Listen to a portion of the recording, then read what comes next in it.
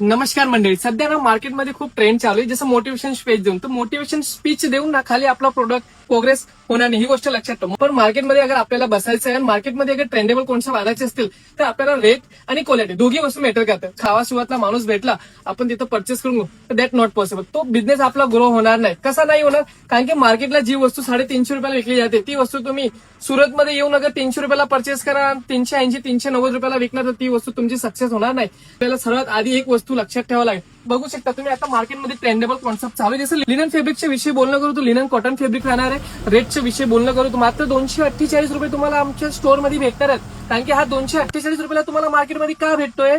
हा आमचा manufacturing unit आहे, त्यामुळे तुम्हाला 248 रुपयाला भेटते. हीच वस्तू अगर तुम्ही ट्रेंडिंगकडे जाणार, रिसेलर वाल्याकडे जाणार तर हीच वस्तू तुम्हाला सुरतमध्ये 300-310 रुपयाला विकणार. तर तेच फरक असतो. मोटिवेशन स्पीच गरज नंतर त्याच्या सुद्धा आपल्याला क्वालिटी मेंटेन ठेवावं लागेल आणि क्वालिटी नंतर ही जी वस्तू असते रेट वाईज, तर कुठलाही भाऊक होऊन आपल्याला परचेसिंग करायची नाही. हा डेली वेअर मध्ये जसं ऑफिस वगैरे मध्ये आपण वेअर करू शकतो. जसं कोणाला घरी पाहुणे आलं तर त्यांना गिफ्ट वगैरे करण्यासाठी हे तुम्ही इझिली सेल आउट करू शकता.